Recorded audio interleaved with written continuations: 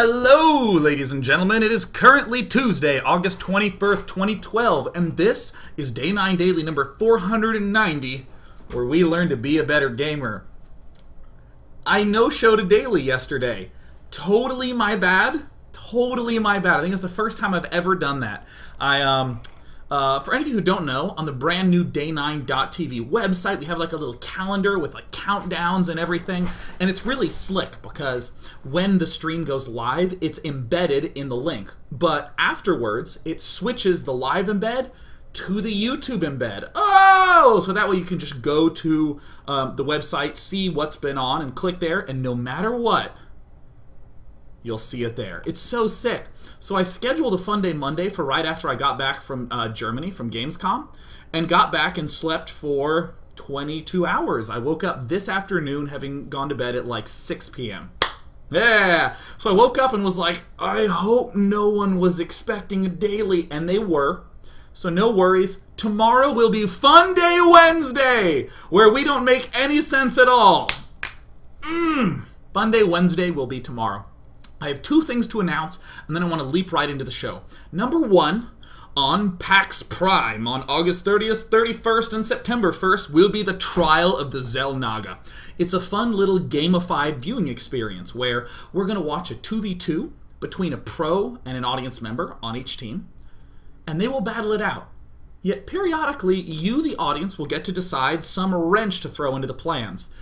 Perhaps it's dropping a series of nuclear missiles all across the map. Perhaps it's creating Nidus worms that spawn unkillable demons and destroy the battlefield.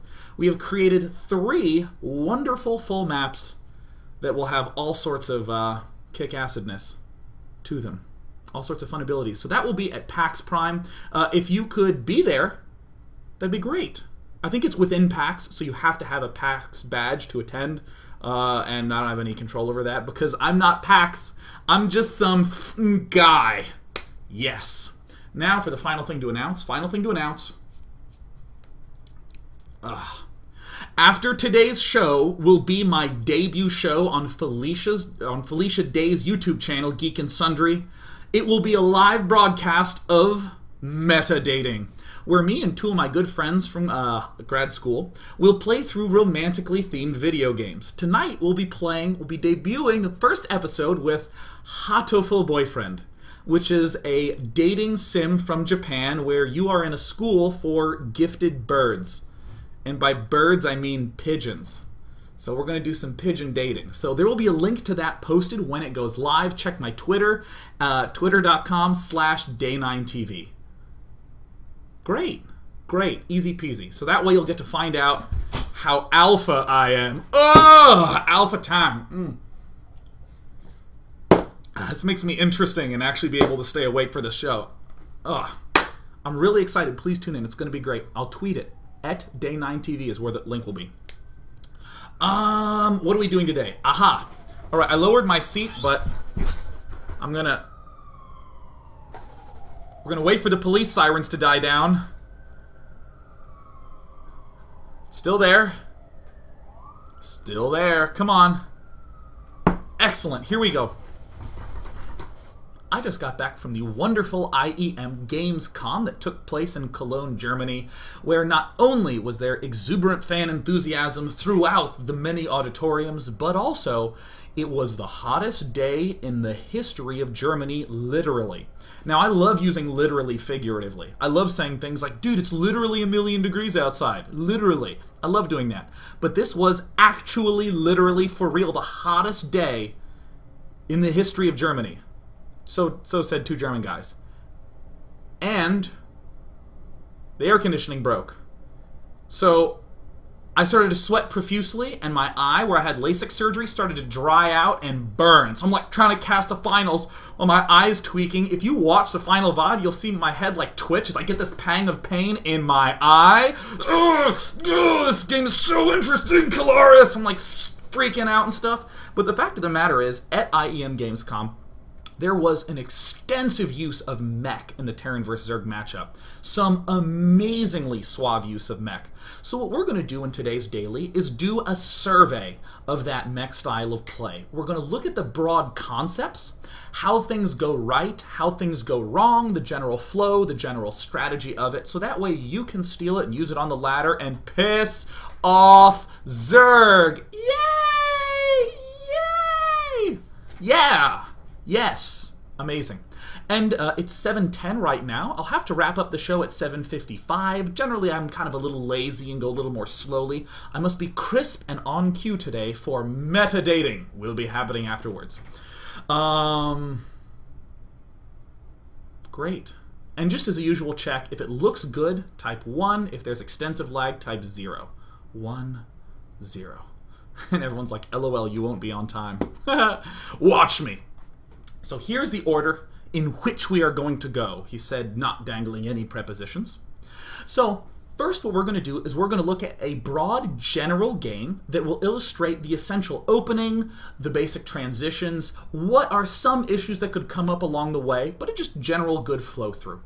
The second game we're going to look at will be a way to see an early recovery. If we get totally messed with early, how we recover from it.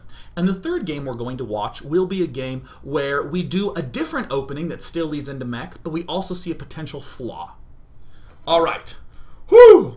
You know, I kind of want to stay here and talk a little bit more, but that's okay. I'm going to hop into the game, and we're going to turn on the sound. And we're going to focus down here on Supernova.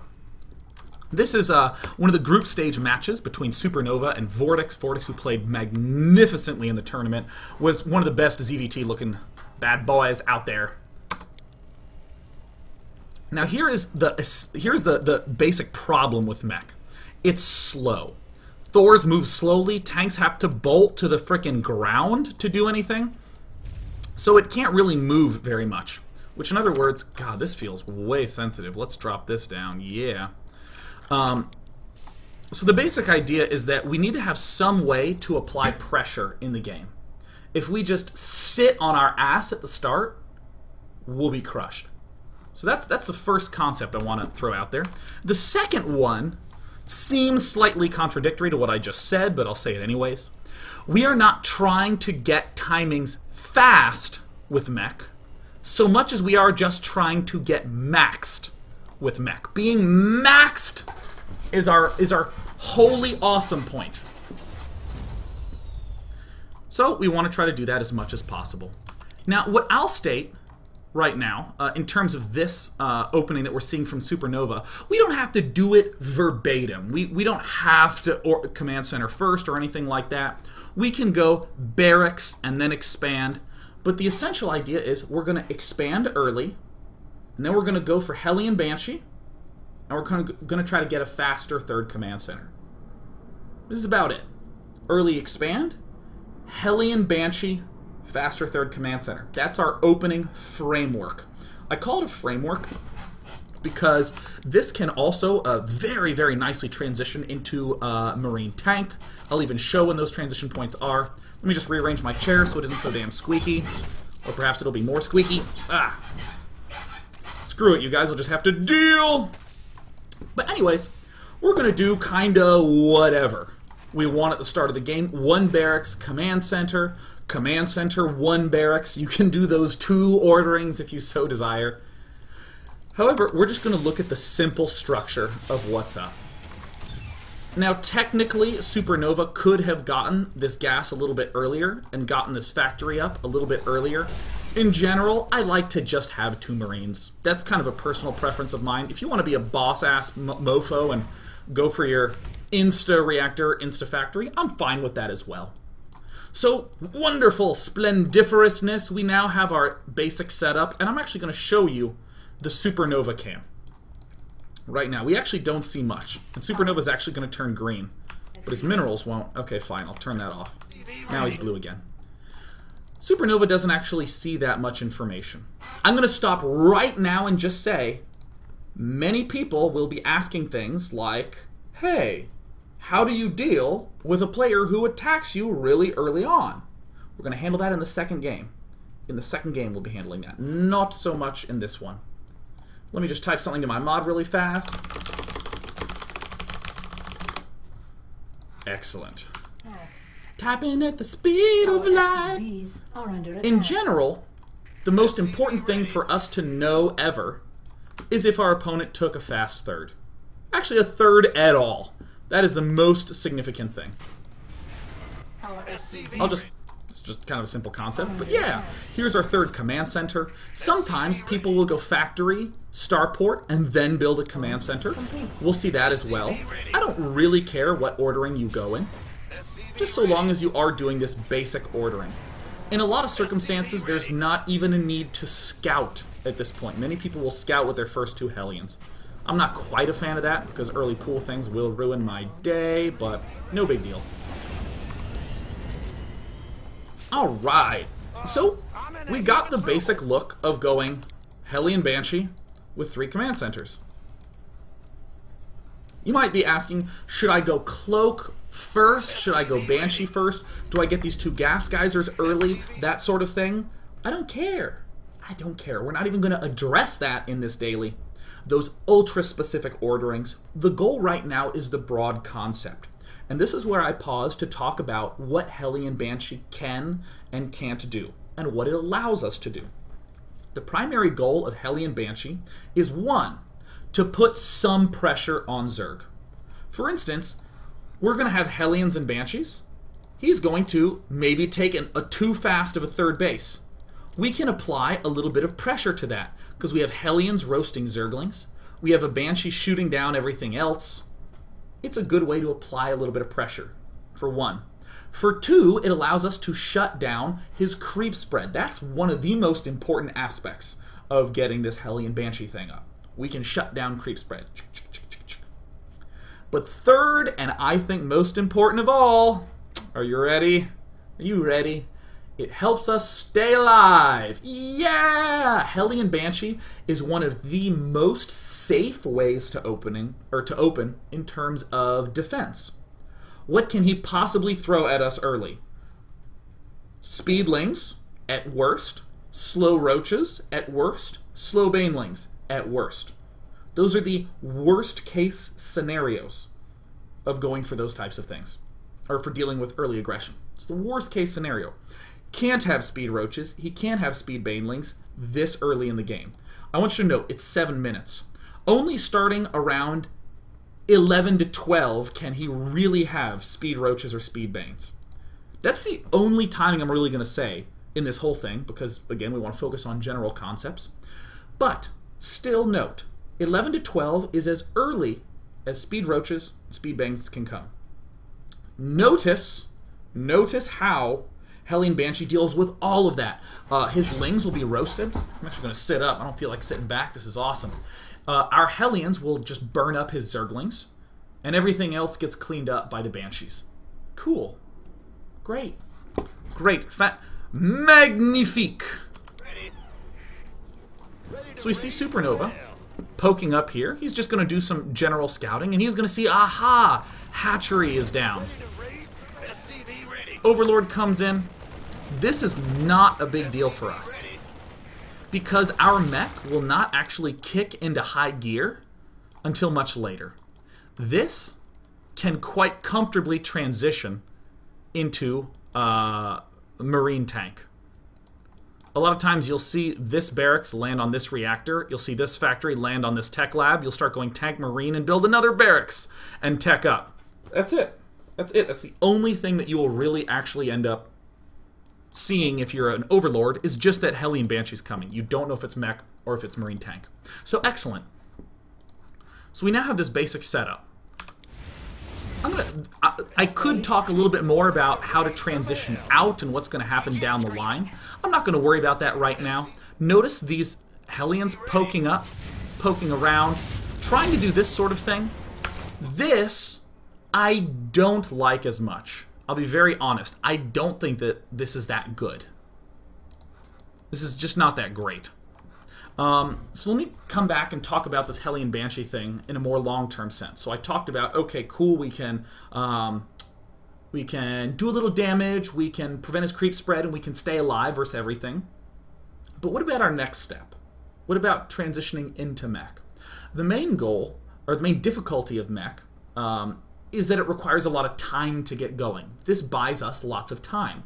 If we do this kind of thing, this will completely screw up a lot of our ability to buy time. What if we lose these Hellions without really doing a lot of damage? Fortunately, Supernova is able to do an adequate amount of damage. He loses 3 Hellions at the cost of 8 workers. That's decent. Excuse me, 4 Hellions. And he's going to put on a little more pressure here. We also see Cloak was researched eventually. Eventually. Again, I'm not too concerned about specific build orders for the purposes of this show. We're just doing some harassment, sees the spire, pokes around.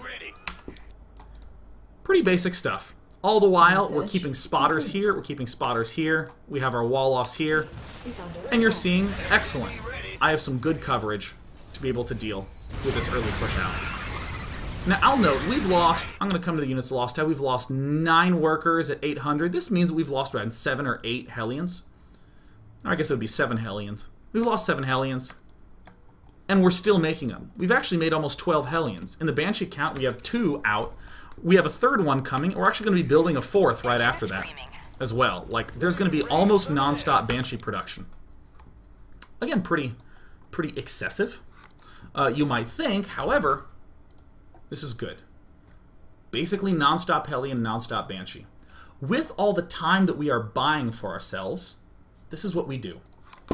Most importantly, I think, is we get 2 armories. We're buying a lot of time. Mech is good when maxed, so let's contribute to that maxed army by going for a fast double upgrade. We're continuing to spot and we're continuing to be annoying. And again, let's note some timings here.